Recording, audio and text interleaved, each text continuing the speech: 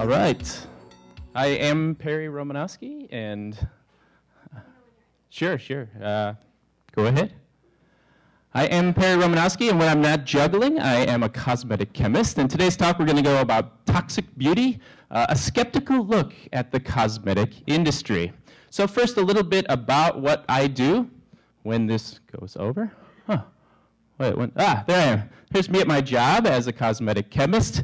You can see here, cosmetic chemists are the chefs of the cosmetic industry. We actually put the formulas together. And actually, you can see, Google, if you put most famous cosmetic chemist, I actually am #1 there. So in every one of these talks, I like to do 3 things: educate, inspire, and entertain. And just to ensure I get at least one of these, I'm going to now juggle until the end of this slide.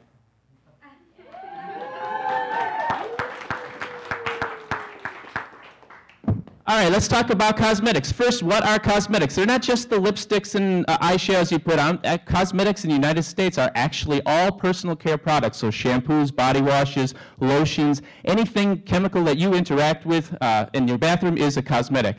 Well, I learned about all of these myths in this blog that I started called thebeautybrains.com. Consumers would come in and they would ask these questions about beauty. That led to this book, Can You Get Hooked on Lip Balm, which answers some of these questions and looks at some of the myths about the cosmetic industry. So let's start with myth number 1. Cosmetics are toxic. Lots of people hear this, and if you spend any time on the internet, you'll see that people say cosmetics are toxic. In fact, this one advertised the best thing about our products is what we leave out.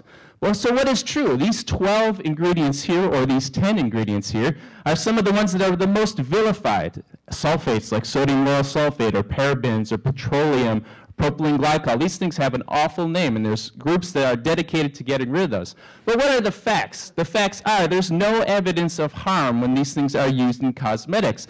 Cosmetic chemists, toxicologists, scientists, we look at these things. We do tests on these chemicals, and these things you can use at a safe level. Now, that doesn't stop groups like these regular women who've come up with this No More Dirty Looks book, which will tell you that cosmetics are killing you and they're going to cause cancer. But really, are you going to trust just regular women who learned everything they know about it from the internet, or are you going to trust scientists? I'm going with the scientists. The next myth that you get are natural products are better and safer for you. So if you're looking to go out and buy natural products that are cosmetics, just think about this. There really are no shampoo trees out there, right?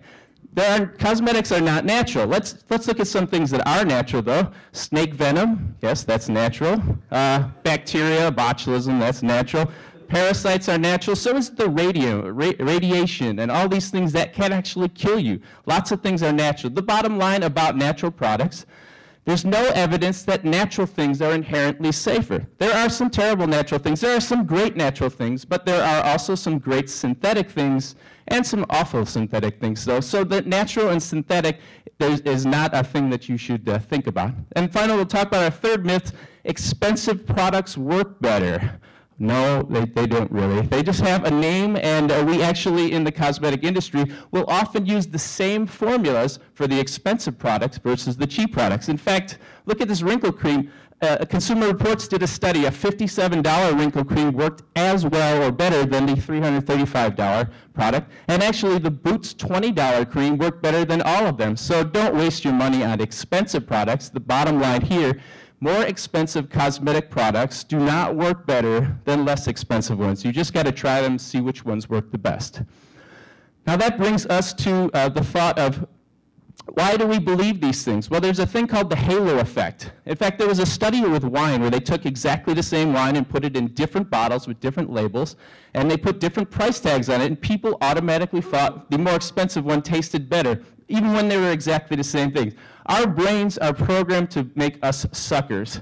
In fact, people will often want to believe what is true, and if somebody wants to believe something is true, they'll believe anything. This person was told that snail slime is good for your face, and so she tried it out.